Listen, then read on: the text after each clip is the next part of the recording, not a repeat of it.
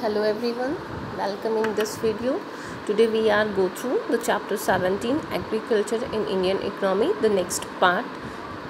And today we are starting new trends in agriculture sector. That कि agriculture sector के अंदर जो new trends हैं वो कौन कौन से ऐड किए गए हैं. Policies of colonial period had its bad results in agriculture field. कि कर्नल पीरियड्स के अंदर जो पॉलिसीज़ जो नीतियाँ बनाई गई थी उनके जो रिजल्ट्स थे वो एग्रीकल्चर फील्ड में कुछ अच्छे नहीं आए और उसमें स्पीडलेस प्रोग्रेस हुई थी. स्पीडलेस मतलब कि उसमें काफ़ी अच्छी हम ये कहें कि प्रोग्रेस नहीं हुई थी at the time of independence. और आज़ादी के समय agriculture was in pitiable condition, बहुत ही दयनीय स्थिति के अंदर जो है वो कृषि क्षेत्र था. But due to the progressive works in plan periods reform agriculture area is praiseworthy which can be understand in the following manner. कि जिस तरह से हम आज़ादी के समय के अंदर जो प्लान पीरियड्स थे या हम ये कहें कि जो योजनाएं बनाई गई, रिफॉर्म्स की गई इन एग्रीकल्चर एरिया जो कृषि क्षेत्र के अंदर, वो काफ़ी सराहनीय है. विच can be understood in the following manner. और उनको हम निम्न तरीके से हम कह सकते हैं कि हम समझ सकते हैं. So first if we talk about the food production. India is a land of diversity due to its climate, land, soil, waterable, geographical structure, etc. कह सकते हैं कि इंडिया जो है एक डाइवर्सिटी रखता है, यानी कि यहाँ पे विभिन्नता पाई जाती है. जिस तरह से हम कहें कि अलग अलग तरह का क्लाइमेट यहाँ के अलग अलग राज्यों में पाया जाता है. लैंड यहाँ पे जो पाई जाती है वो बिल्कुल डिफरेंट है. सॉइल यहाँ पाई जाने वाली मिट्टी अलग अलग क्षेत्रों में अलग अलग होती है. वाटर एबल जो है यहाँ पे पानी का जो पाया जाता है वो भी अलग अलग क्वांटिटी में और क्वालिटी में अलग अलग क्षेत्रों में पाया जाता है. ज्योग्राफिकल स्ट्रक्चर, हर एक क्षेत्र का जो भौगोलिक जो तथ्य है वो भी अलग अलग है. There are various diversities found here and many types of crops can be grown. और दूसरी तरह से अगर हम बात करें तो यहाँ पे और भी कई सारी विभिन्नताएं पाई जाती हैं, जिसके तहत अगर हम बात करें तो अलग अलग फसलें यहाँ पे उगाई जाती हैं. क्योंकि यहाँ के मौसम में, मिट्टी में, तापमान में हर तरह से जो विभिन्नता पाई जाती है, उसी तरह से यहाँ के जो क्षेत्र होते हैं वहाँ पर अलग अलग तरह की खेती जो है वो की जाती है. Then if we are dividing crops on the basis of season, if we are talking about the crops of basis on season, कि अगर जो खेती है वो मौसम के हिसाब से जो है वो कितने भागों में डिवाइड की जाती है, अगर हम उसकी बात करें तो according to season crops are 3 types. तो अगर हम मौसम के हिसाब से बात करें, सीजन्स के हिसाब से बात करें तो 3 तरह की जो खेती है वो इंडिया में की जाती है. First one is Rabi crop. The Rabi cropping season is formed mid-October and harvested between March and April. Crops included wheat, barley, oats, chickpea, gram, mustard, etc. It means that the Rabi crops has to be grown in the mid of October and it will be harvested between the March and April.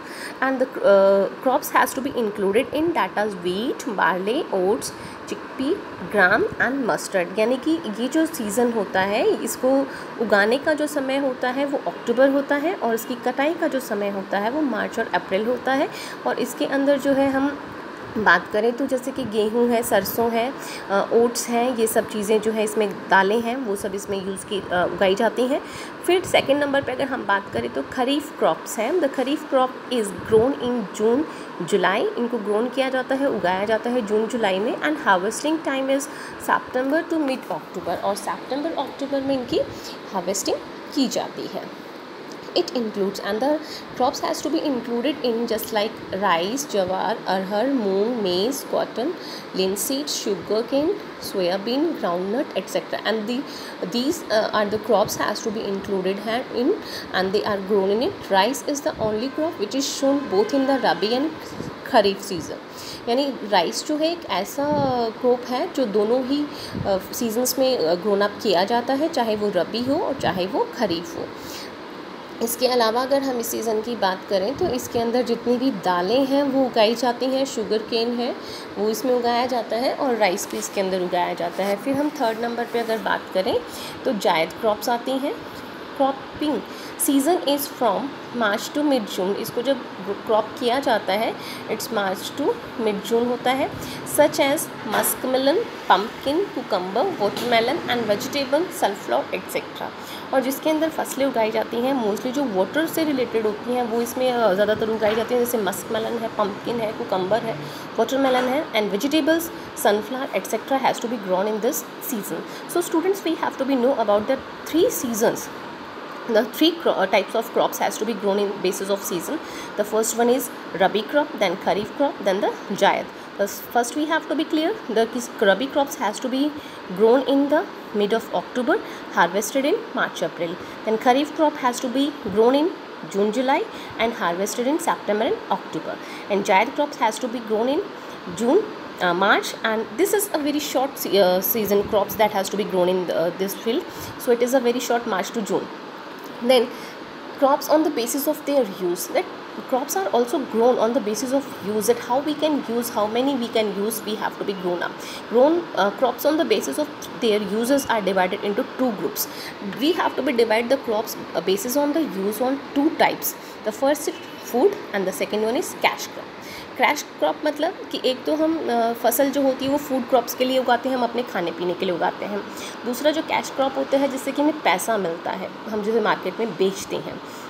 तो हम use के basis पे अगर बात करें तो 2 तरह की क्रॉप्स होती हैं, एक खाद्यान्न फसलें और दूसरी कैश क्रॉप्स होती हैं। Food crops are those crops food crops वो क्रॉप्स होती हैं which are eaten in the form of food, जिन्हें हम भोजन के रूप में स्वीकार करते हैं। As they are follows rice, wheat, maize, grams and pulses. यानी हम जितने भी खाद्यान्न होते हैं हमारे, जैसे कि गेहूँ है, चावल है, बाजरा है, दालें हैं, इन सब को हम खाद्यान्न के रूप में हम लेते हैं कि फूड क्रॉप्स हैं। And trade crops, cash crops are those crops which are grown only for the profit sale. कि कैश क्रॉप्स जो होते हैं उनका मेन पर्पस जो ग्रोन अप करने का होता है उससे सिर्फ प्रॉफिट कमाना होता है। Farmers either sell the entire or partly use and sell the rest such as the sugar cane, jute, cotton, tea, coffee, tobacco। इसमें क्या होता है कि किसान कुछ हद तक अपनी फसल को अपने पास रख लेता है और बाकी पूरी की पूरी फसल जो है वो बेच देता है। और कई बार ऐसा होता है कि वो पूरी की पूरी फसल को ही मार्केट में पैसे के लिए बेच देता है। और इसके अंदर जो मोस्टली उगाई जाती हैं फसलें वो कौन कौन सी हैं? शुगर केन है, गन्ना है, जूट है, चाय है, कॉफ़ी है, तम्बाकू है और कॉटन भी इसके अंदर आता है। Then presently the area of productivity of all the crops have changed। सभी क्रॉप्स की जो प्रोडक्टिविटी है वो चेंज होती जा रही है धीरे धीरे जिस तरह से हम बढ़ रहे हैं।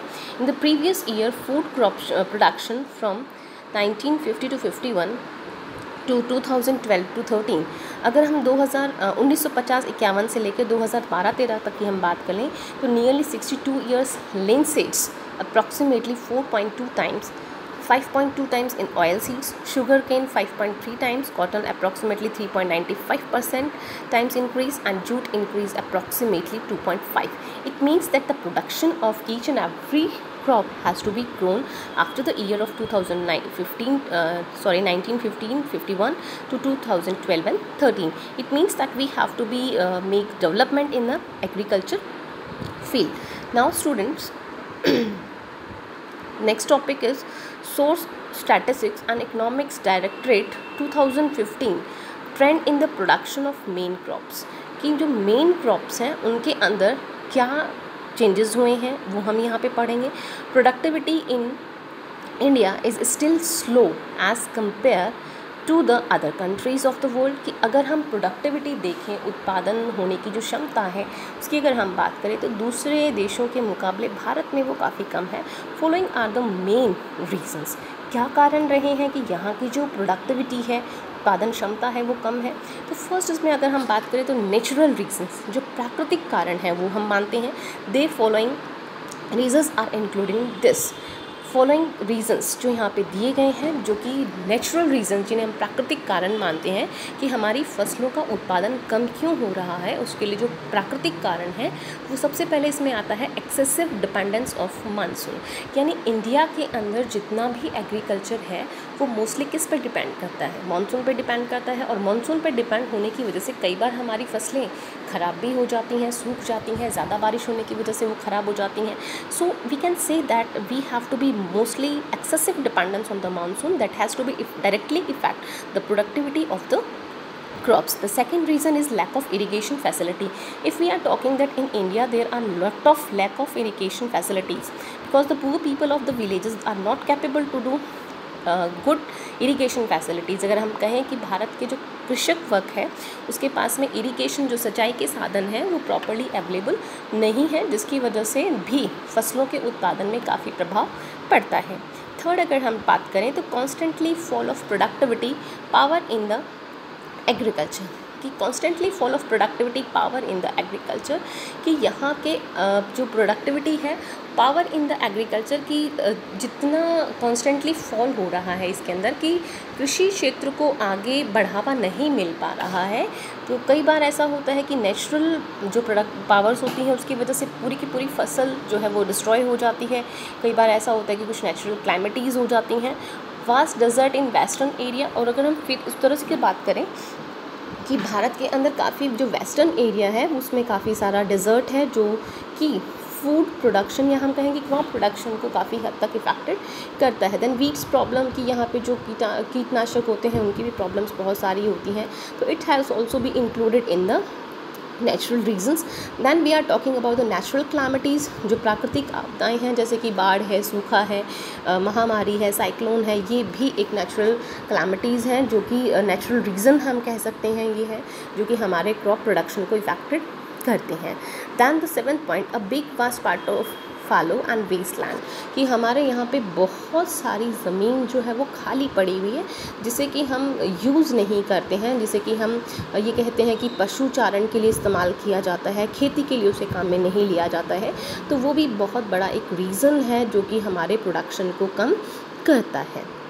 दैन टॉपिक सेकंड है इसमें कि टेक्नोलॉजिकल रीजंस क्या हैं या फैक्टर्स कौन से हैं जिनकी वजह से हमारा जो प्रोडक्शन है वो नहीं डेवलप हो रहा है. तो इसमें सबसे पहला जो टॉपिक आता है under develop and backward irrigation facilities. It means the people और we can say the farmers of the Indian society has to be use the backward और we can say the under develop irrigation facilities, कि उनके पास में जितने भी सिंचाई के साधन हैं या तो वो बहुत पुराने हैं या वो अंडर डेवलप्ड हैं, वो विकसित नहीं है.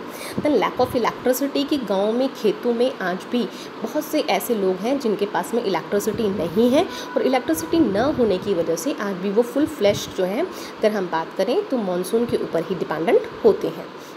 दैन थर्ड टॉपिक है इसमें lack of agriculture productivity, high yielding soil, seeds, tools etcetera, कि उनके पास में जो एग्रीकल्चर प्रोडक्टिविटी को बढ़ाने के लिए जो टूल्स होते हैं वो उनके पास में नहीं है. आज भी वो जो पुराने टूल्स हैं उन्हीं को यूज़ कर रहे हैं. Lack of transport, communication and banking facility, कि हमारे जो फार्मर्स हैं उनके पास में ना तो ट्रांसपोर्ट होता है, ना गुड कम्युनिकेशन होता है, ना बैंकिंग फैसिलिटी इतनी अच्छी होती है जिसकी वजह से वो जो है लोन लेकर या इस तरह का कुछ हेल्प लेकर जो है अपने एग्रीकल्चर को डेवलप कर सकें.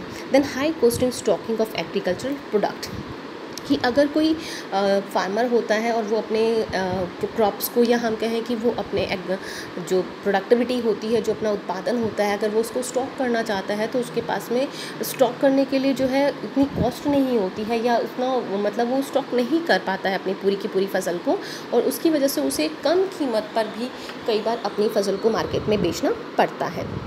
Lack of provision of agriculture marketing, अभी जो टॉपिक हमने ऊपर डिस्कस किया that has to be related with it, कि lack of provision of agricultural marketing, कि यहाँ पे एग्रीकल्चर के लिए जो मार्केटिंग प्रोविज़न है वो अच्छा नहीं है.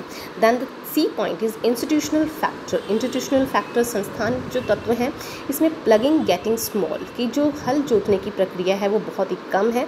फैकल्टी लैंड एग्जीक्यूशन प्रॉब्लम यहाँ पे बहुत ज़्यादा है.